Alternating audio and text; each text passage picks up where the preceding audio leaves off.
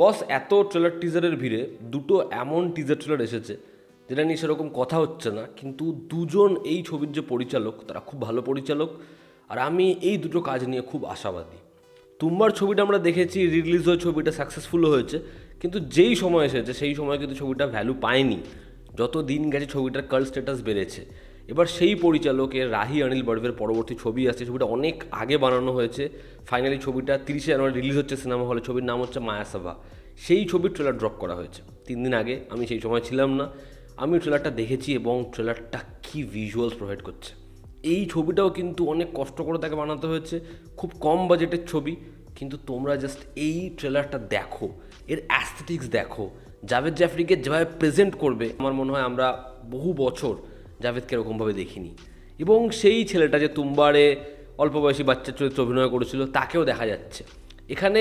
এই যে hall of illusion, একটা বন্ধ সিনেমা হল যেখানে একজন এত বছর ধরে রয়েছে, তো এখানে ইলিউশনটা কিসের?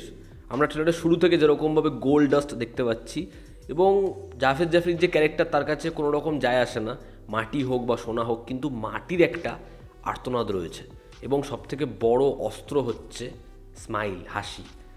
যেরকমভাবে এই ট্রেলারটা ডিজাইন করা হয়েছে, ভিজুয়ালি স্টানিং, যেরকম প্রত্যেকের লুক, যেরকমভাবে ডার্কনেসকে এক্সপ্লোর করা হয়েছে, যেরকম লোকেশনটা দেখানো হচ্ছে, যেরকম কাস্টিউম, যেরকম ব্যাকশট, অপূর্ব। আমি এই ছবিটার থেকে দুর্দান্ত কিছু পাবো এরকমই এক্সপেকটেশন রাখছি। ট্রেলারটা না দেখলে অবশ্যই দেখো। এবার অডিয়েন্সের দায়িত্ব এরকম একটা ছবিকে অ্যাকসেপ্ট করা। এরকম একটা ছবি যখন আসবে, যদি লিমিটেড শো থাকে, সেখানে গিয়ে এই পরিচালকের ছবিকে সেলিব্রেট করা। এরপর আমরা এই ছবিটার ট্রেলার নিয়ে কথা বলবো, সেটা টিজার, সেটার নাম হচ্ছে তু ইয়া মে। সানায়া কাপুর, তার একটা ছবি আমরা দেখেছি, খুব বাজে ছবি ছিল।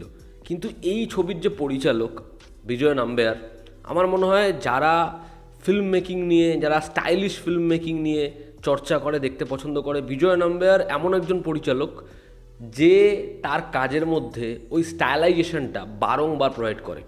যেরকম গানের ব্যবহার, যেরকম সাউন্ড, যেরকম কাট, এবং তার গল্পের হিরোর যেরকমভাবে বিল্ড আপ সে দেয়। বিজয় নাম্বিয়ারের কাজ যদি না দেখো বস, তুমি কি করছো? বিজয় নাম্বিয়ার একজন টেরিফিক মেকার। বিজয় নাম্বিয়ারের ছবি আসছে তু ইয়া মে। এবার এই ছবিটার জন্য আমি এক্সাইটেড, তবে আমার মনে হচ্ছে এই ছবিটা রিমেক।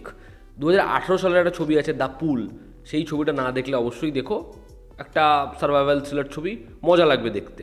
সেই ছবিটার মতোই এই ছবির টোনটা, যেখানে যারা দুজনে ইনফ্লুয়েন্সার, তারা একটা ট্রিপে যাচ্ছে, একটা সুইমিং পুলে রয়েছে, এবং সেই সুইমিং পুলে একটা কুমির আসছে। এবার এই দুজন কীভাবে সার্ভাইভ করবে তুই আমি, এর থেকে বেশি জানতে হলে আমাদের 13ই ফেব্রুয়ারির জন্য অপেক্ষা করতে হবে। সেই সময় আমরা জানি ও রোমিও আসছে, এই ছবিটাও আসছে। আমি আশা করছি ছবিটা ভালো হবে। যেরকমভাবে এই টিজারটা শুরু হয়, দুটো ক্যারেক্টার যাদের একজনের অনেক ফলোয়ার্স রয়েছে, একজনের ফলোয়ার্স নেই, দুজন একসাথে কোলাবরেট করছে, যেরকমভাবে মেকিং, বিজয় নাম্বিয়ারের স্টাইলাইজেশন, দুজনকে যেরকম দেখতে লাগছে ভালো লাগছে।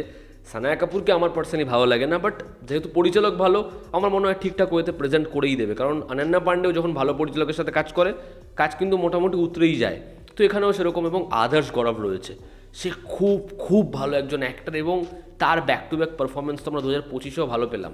তো এখানেও তাকে খুব ভালো লাগছে, এবং দুজনের মধ্যে ওই কেমিস্ট্রিটা মোটামুটি ওয়ার্ক করছে।